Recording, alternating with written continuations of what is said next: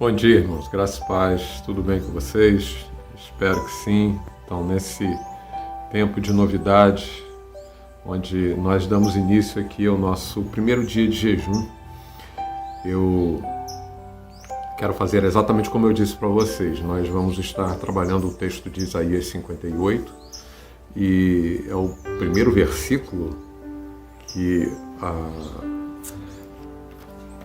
nós vamos trabalhar nesse tempo de esperança aqui. Todas essas devocionais, elas seguirão junto com o tempo de esperança.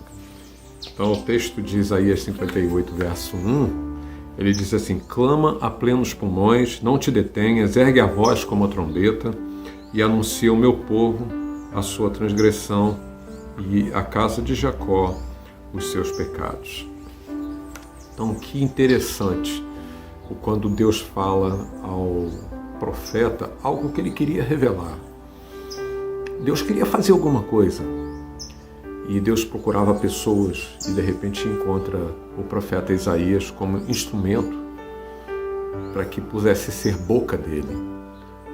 O povo tinha se transgredido, o povo na realidade até estava tentando de alguma forma buscar a Deus, mas reclama nessa busca. O povo vai reclamar, a gente vai falar disso um pouquinho mais adiante. O Senhor não nos escuta. E aqui o texto vai dizer assim, Isaías, clama a plenos pulmões. Não pare, não te detenha, você vai ter uma resistência enorme. Mas ergue a tua voz como trombeta e anuncia ao meu povo. Ergue a tua voz como trombeta, que era para ser ouvido por todos. A trombeta é o nome. Quando você toca o sonido da trombeta, é um aviso. A sua transgressão e a casa de Jacó, um acraseado, né? E a casa de Jacó. Anuncia ao meu povo a sua transgressão e a casa de Jacó os seus pecados. Um tempo onde o povo estava dizendo que estava buscando a Deus, mas Deus não respondia às suas orações, e que Deus diz ao profeta que esse tempo era um tempo de transgressão e um tempo de pecado. Semelhante aos nossos dias. E a gente espera que Deus escute as coisas que a Ele temos pedido, mas queremos viver do nosso jeito. E até mesmo quando pedimos as coisas para Deus, pedimos do nosso jeito e queremos que Ele faça do nosso jeito. E, sabe, irmãos, o que eu tenho aprendido como igreja é que vida de oração é para quem tem paixão por Jesus. Quem ama Jesus, é quem quer ficar perto dele. Como aquela mulher samaritana lá no poço de Sicar, de beber de uma água tão extraordinária. Jesus disse assim: mulher, se você conhecesse o dom de Deus, você nunca mais beberia dessa água que eu tenho para te dar e você nunca mais teria sede. O que Jesus estaria falando ali? Que sede é essa? Só é possível a gente ouvir Deus quando a gente tem sede, paixão, fome da sua presença. Uma vez, há muitos anos atrás, eu escutei um irmão dizer, tem muitos anos isso, mas ele disse assim: pastor, Deus não fala o tempo todo não, eu me lembro só de Deus falar 2 vezes comigo, e as 2 vezes assim, foram decisões que eu tive que tomar, e foram decisões importantes que eu fui abençoado. Uma que eu tinha que fazer e outra que eu deixei de fazer, 2 situações que foram marcantes na minha vida. Eu falei: muito bem, mas só que esse entendimento seu, ele está um tanto quanto equivocado, meu irmão. E ele perguntou por quê. Eu disse: porque Deus fala o tempo todo.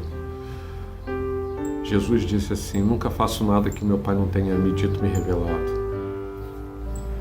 O Senhor diz na sua palavra: buscar-me-eis e me achareis quando buscardes de todo o vosso coração. A questão é que a gente não busca como deveríamos buscar, porque Deus está falando, está aí, está o tempo todo. O problema é que nós vamos vivendo a nossa vida. Quando a coisa fica um pouco mais apertada, é que resolvemos buscar a Deus com mais intensidade. Somos mais frequentes na igreja, nos arrependemos de algumas coisas que fizemos, coisas que fizemos na hora da raiva, na hora do ímpio, na hora do desejo, né, porque tínhamos o outro entendimento, porque não aceitávamos isso, ou porque queríamos aquilo outro. E aí fomos seguindo o curso das nossas próprias paixões, e mesmo assim Deus foi misericordioso para conosco.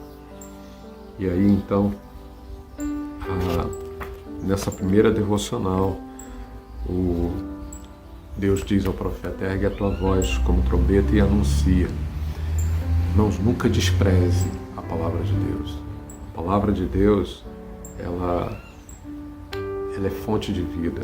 Davi afirmou que guardou a palavra no seu coração para não pecar contra ele. Salmo 119, 11. A palavra é forte proteção contra o pecado.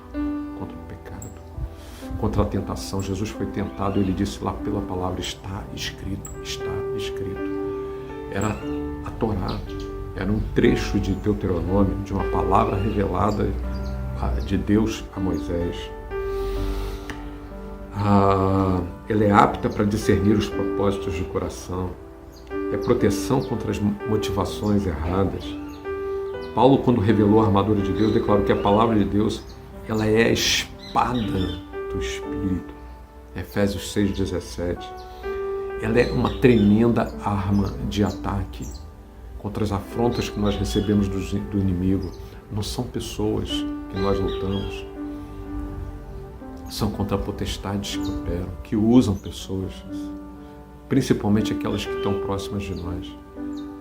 Se nós não estamos dando brecha porque estamos na presença do Senhor, Deus vai usar aquelas pessoas que estão próximas de nós e longe dele, para que sejam instrumentos de Satanás, muitas vezes usando as suas bocas, muitas vezes usando as suas próprias vidas, ações contra a nossa vida para nos tirar da presença do Senhor. E ainda, aqueles que ouvem as suas palavras e as praticam é semelhante ao homem que edificou a sua casa sobre a rocha. Mateus capítulo 7, verso 24. A palavra de Deus é alicerce para a nossa vida. É um alicerce inabalável. Não é um alicerce que é feito com material de quinta categoria.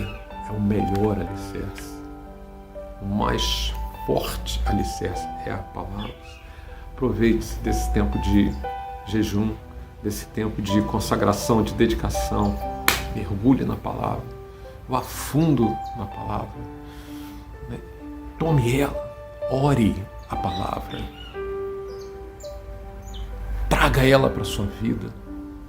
Entronize-se a posse dela como uma arma poderosa e profetize e anuncie. Seja a tua voz como trombeta nesses dias de jejum. Esse primeiro dia de jejum, queremos declarar, tome posse, profetiza. Seja um homem, uma mulher de Deus, aquele e aquela, o qual Deus diz assim: meu servo, minha serva, meu filho, minha filha, me agrado do que você tem feito, simplesmente porque você deseja ter mais intimidade comigo. Que o Senhor lhe fortaleça nesses dias e que a palavra reine na sua vida, no seu coraçãozinho. Amém? Deus te abençoe. Até amanhã, se Deus quiser. Beijo no seu coração.